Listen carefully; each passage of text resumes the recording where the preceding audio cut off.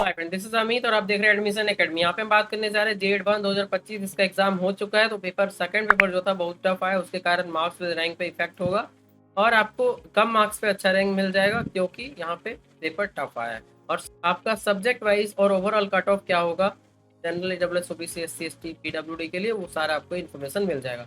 PWD के लिए अलग से मार्क्स रैंक का वीडियो आएगा, आईआईटी कट ऑफ का वीडियो आएगा, तो प्लीज आप वेट करें और जब भी टाइम मिले पीडब्ल्यू प्लेस में जाके चेक करें। तो चलो 300 प्लस अगर आपका मार्क्स आ रहा है तो 100 के अंदर आपका जनरल रैंक हो जाएगा, ईडब्ल्यूएस 10 के अंदर, ओबीसी 15 के अंदर, एससी एसटी में अगर आके आपका गलती से तो एक रैंक पक्का मिल जाएगा आपको। फिर 280 प्लस 220 एंड 30 जो कि आपका हो गया जनरल, ईडब्ल्यूएस, ओबीसी रिस्पेक्टिवली।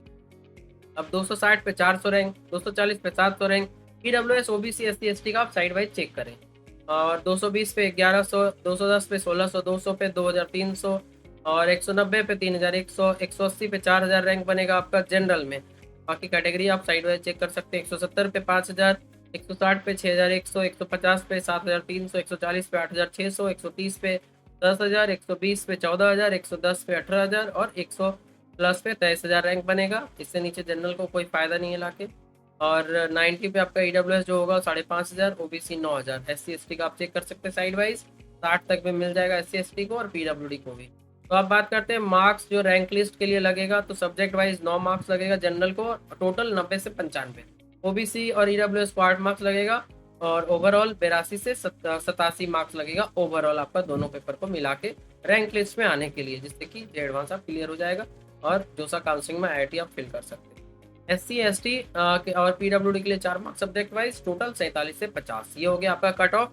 तो ये रहा इन्फॉर्मेशन मार्क्स वर्सेस रैंक और आपका सब्जेक्ट वाइज कट ऑफ का। तो यहाँ पे हम बताने जा रहे हैं आपको कंप्लीट गाइडेंस के बारे में, जो कि जेई के स्कोर पे कौन कौन सा काउंसलिंग होता है अक्रॉस इंडिया। जैसे कि आपको पता है जोसा होता है IIT, NIT, triple IT, GFTI के लिए। इस तरह से सीसैब होता है एनआईटी, ट्रिपल आईटी, जीएफटीआई, जिसको एनआईटी प्लस सिस्टम बोलते हैं। जोसा के बाद बहुत सारा सीट बच जाता है, 10,000 15,000 लोगों को पता नहीं होता है। वो काउंसलिंग करने से, अच्छे से करने से आपको मैक्सिमम बेनिफिट मिलेगा और बहुत ही ज़्यादा रैंक तक भी एनआईटी, ट्रिपल आईटी मिल जाता है। तो वो अच्छे से काउंसलिंग करना वो हम करा देंगे आपका। और उसके बाद आपका जो JAC Delhi counselling, JAC Chandigarh और बहुत सारे स्टेट लेवल काउंसलिंग है, बहुत सारे प्राइवेट कॉलेज की काउंसलिंग जेई के स्कोर पे होता है। वो सारा कंप्लीट काउंसलिंग गाइडेंस आपको देंगे हम अक्रॉस इंडिया। उसका एक नॉमिनल चार्ज है। अगर आपको गाइडेंस चाहिए आप डिस्क्रिप्शन में चेक कर सकते हैं मेरा डिटेल और कॉन्टैक्ट कर सकते हैं, कोर्स ज्वाइन कर सकते हैं, डायरेक्टली व्हाट्सएप पे कॉन्टैक्ट करके मेरे को ज्वाइन कर सकते हैं। साइड वाइज आपको डिटेल दिख रहा होगा, ऑलरेडी 6-7 सालों से गाइड कर रहे हैं, तो साइड वाइज आपको रिव्यू स्टूडेंट का दिख जाएगा। तो इस तरह से हम आपको गाइड करेंगे जिससे कि बेस्ट कॉलेज और बेस्ट ब्रांच दोनों मिले, ताकि आपका फ्यूचर जो हो 4 साल के बाद वो ज़्यादा अच्छा हो सके। और 1-to-1 गाइडेंस है,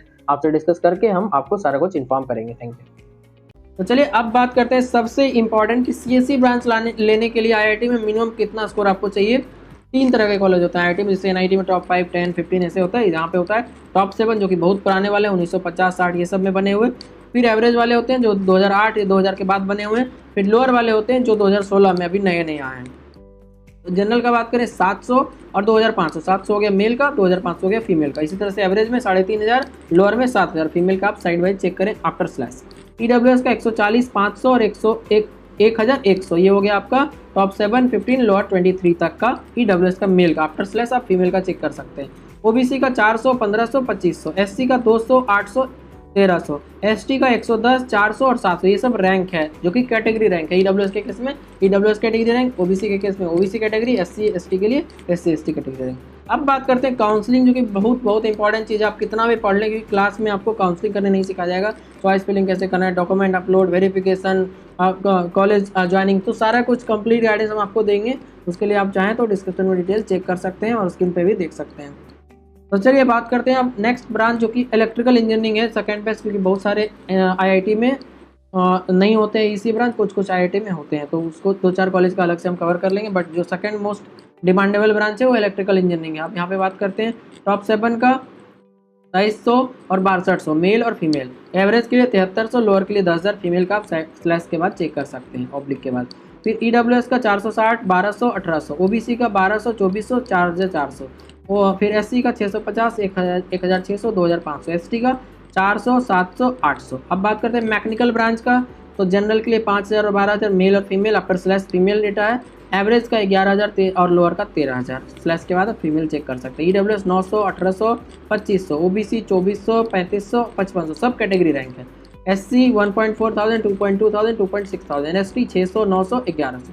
अब बात करते हैं लोअर की, किसी तरह से कोई आईआईटी में मेरा एडमिशन हो जाए तो उसके लिए क्या इन्फॉर्मेशन है वो देखिए आप। तो जनरल के लिए 18,000 और 26,000 मेल और फीमेल, और इसके लिए मार्क्स जो चाहिए 122 और 116। ईडब्ल्यूएस के 3 और 5,000 रैंक, ईडब्ल्यूएस कैटेगरी में 120 और 105 मार्क्स चाहिए मेल और फीमेल के लिए। ओबीसी का 6,500 और 9,000 आपका मेल और फीमेल के लिए रैंक, और इसका मार्क्स लगेगा 117 और 101। एससी के लिए 3,500 5,500, एसटी के लिए 1,500 और 1,800। ये हो गया आपका रैंक। मार्क्स की बात करें 70 और 58 एससी के लिए, एसटी के लिए 60 और 56। ये हो गया आपका कंप्लीट इन्फॉर्मेशन। इसमें बहुत ज़्यादा टाइम लगा है, बहुत ज़्यादा एफर्ट लगा है, तो प्लीज़ आप इस चैनल को सब्सक्राइब करें, इस वीडियो को शेयर करें, लाइक करें, और कंप्लीट गाइडेंस के लिए जब भी जरूरत हो आप कांटेक्ट करें। एक नॉमिनल चार्ज के साथ आपको 1-to-1 पर्सनल गाइडेंस मिलेगा, क्योंकि गाइडेंस 1-to-1 ही होना चाहिए। इसमें हर एक चीज़ को जानने के बाद आपके लिए बेस्ट डिसीजन दिया जाता है। सबको एक साथ